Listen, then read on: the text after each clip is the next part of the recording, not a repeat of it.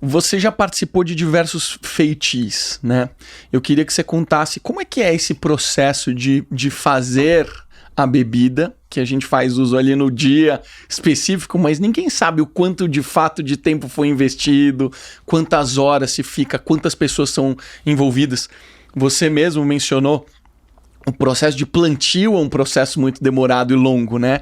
Planta-se muitas mudas, leva-se anos para ter a maturidade. Então eu queria que você contasse um pouquinho do processo por detrás dessa bebida que a gente vê lá pronta, mas que tem muito investimento de tempo, né? Sim, o feitio, ele é o evento mais importante dentro do universo ayahuasqueiro, que é a produção da ayahuasca.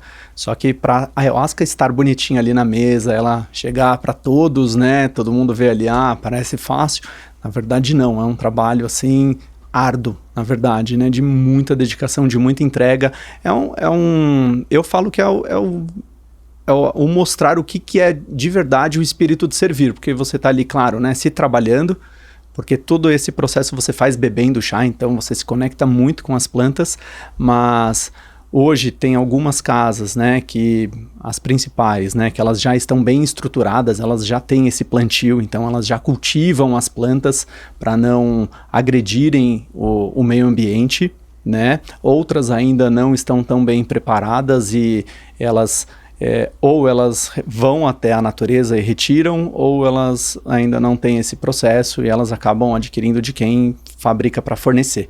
Mas quem já está estruturado, né, você monta um reinado, que nós chamamos, né, que é o reinado, ele é a união da plantação dos mariris e das chacronas, né, então tem um período de mais ou menos uns 5 a 6 anos de espera para ele ficar maduro. Se você puder esperar um pouquinho mais ainda é melhor, né? Tem cipós aí de mais de 20 anos que são marechais, assim, né? São os reis da floresta que nós falamos.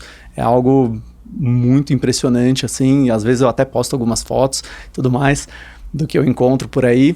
E você, primeiro para colher, imagina um cipó que sobe e se embrenha numa árvore, em várias árvores, e sobe, vai, e você não desperdiça o material, até da parte mais grossa, até a parte mais fina, tudo é retirado, né? Não, existe esse cuidado, né? Então, quando você retira esse material, você busca tudo. Então, tem que subir em árvores, tem que colher, tem que fazer. Aí você corta ali no meio da mata, é mosquito, é um monte de coisas. Tem que lidar com toda a situação da natureza, né? Você traz esse material, ele é limpo, então você tem que limpá-lo. Em seguida, você tem que batê-lo. A limpeza é feita com água mesmo? A limpeza, normalmente, nós fazemos, eu já vi vários processos, né? Mas nós utilizamos uma escova de aço. Tá. Então você vai de pedacinho por pedacinho. Então, na verdade, você bebe um pouquinho de chá, sente a energia e nessa energia, você vai cuidando das plantas, deixando elas prontas para elas irem para o panelão, né? Então, você limpa ela, né? Porque quando ela está na natureza, tem ali os musgos, tem bichinhos, tem tudo isso. Isso não é legal, porque, né, não é o ideal disso ir para um panelão, né? Uhum. Então, você deixa ele o mais limpo possível, aí você bate nele, a gente faz isso. Então, as casas mais bem organizadas, assim, elas montam toda uma estrutura de músicos, né, onde você vai cantando os hinos, você vai, enfim, vivendo mesmo como se fosse uma sessão, digamos assim, né? E aí você vai fazendo todo esse trabalho braçal, que é muito árduo, porque só o martelo de bater, ele é muito pesado.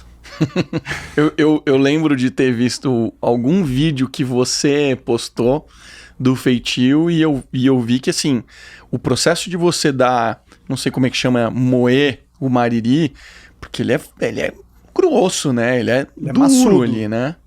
Ele é bem consistente. Então você abre ele primeiro, né? Tem lugares que não tem também a estrutura necessária ainda e vai até o final batendo, que aí dilacera ele todo. A gente já tem um pouquinho de estrutura e ele é passado numa máquina. Ah, legal. Né? Tipo um moedor de cana, alguma coisa assim? É, mais ou menos isso. Ele é desfiado e aí ele fica mais fácil de você extrair a essência dele. Ele é seco por dentro? Não, ele é úmido. Ele é úmido. E a gente também não pode deixar ele seco também, porque senão não faz bem para ele. Então, depois de cortado, 2, 3 vezes por dia ele é molhado, né, para ele manter ali a umidade dele. E no processo de desenvolvimento dele, enquanto ele ainda está plantado, eu imagino que precisa de muita água, né, para ele se desenvolver. Muita água. Com certeza, a água é fundamental. Na verdade, tem que se ter um processo de irrigamento junto com esse plantio.